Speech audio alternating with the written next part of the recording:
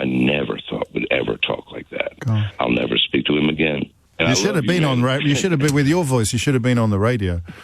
Yeah. Ah, yes. His voice will sound like honey dripping off the tongue, straight into your ears, my dear friends.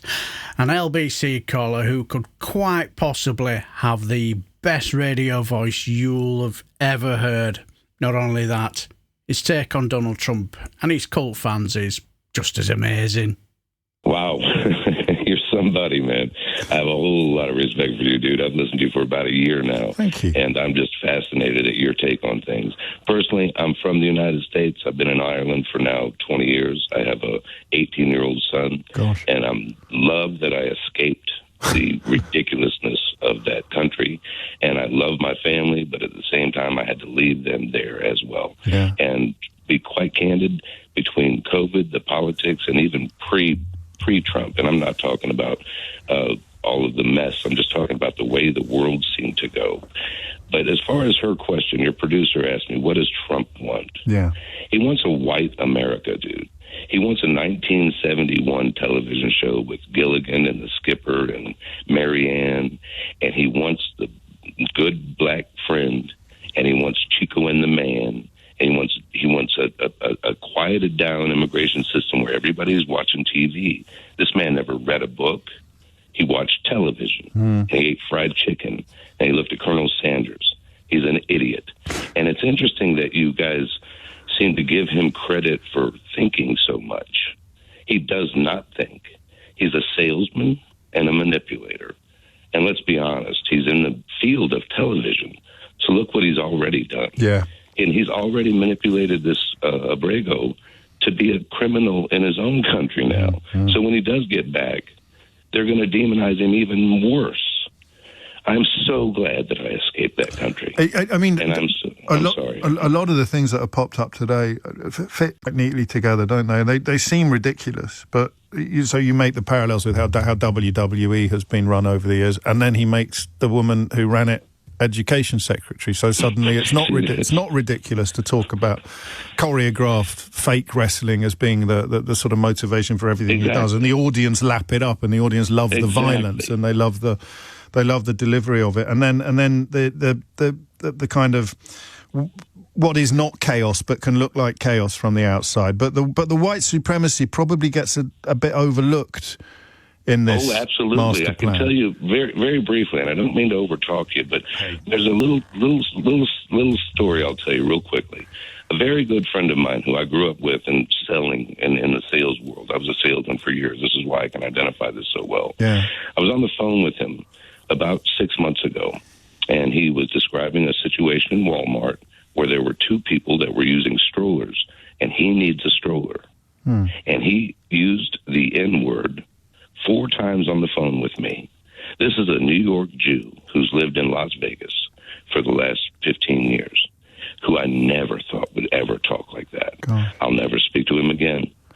This is a good friend of mine who I have fond memories of, who I'll never speak to again because of this.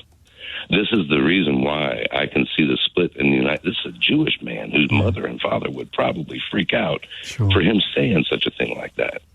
But for me to hear that, and for him to think that I was okay with hearing that, it's interesting that I have such this Yankee Doodle thing. I'm a busker.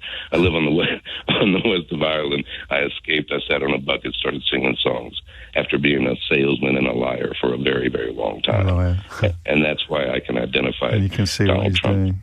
Yeah, as a liar and a salesman. And of course, he might be all of those. Well, he is all of those things, but it's the people around him that we should probably be focusing on more now than the personality defects or the salesman's patter or the WWE style fetishizing of violence, because the white supremacism might be endemic to his worldview, but it's more than that to some of the people around him. It's a mission.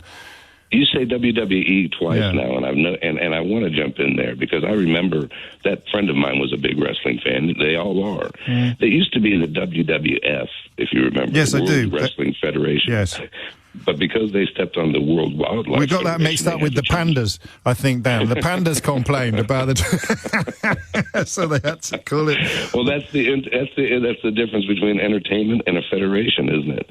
I mean, let's be honest. Yeah, World Wrestling, right. You know what I mean? This is all entertainment. Yeah. And we got our eye off of the ball. And now...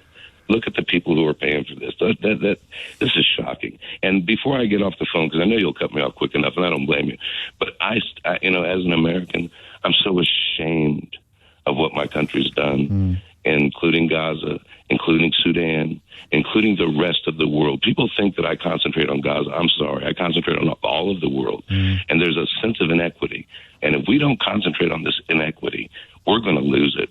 And I'm terrified for my poor 18-year-old son who is a gem in this world. Well, he could be in a worse place than Galway at the moment. Ireland. Well, I mean it sincerely. Ireland's not without its problems, but it does seem at the moment to be swerving quite a lot of the tides that are flowing over other parts of the West. We have other a great parts country. Of the world. If I've ever been patriotic, I'm patriotic to this country. I've recently got my passport.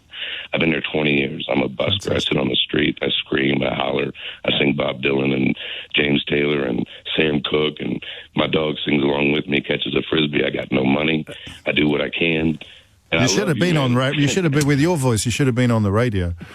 That's never too late. I worked in radio for a long time. It's never too late. But there's a natural. I mean, a lot of people picking up on it. That actually, Karen just wrote, "My ears are enjoying this." You'll notice I stayed quieter than usual, but we do have to move on. Dan, stay safe.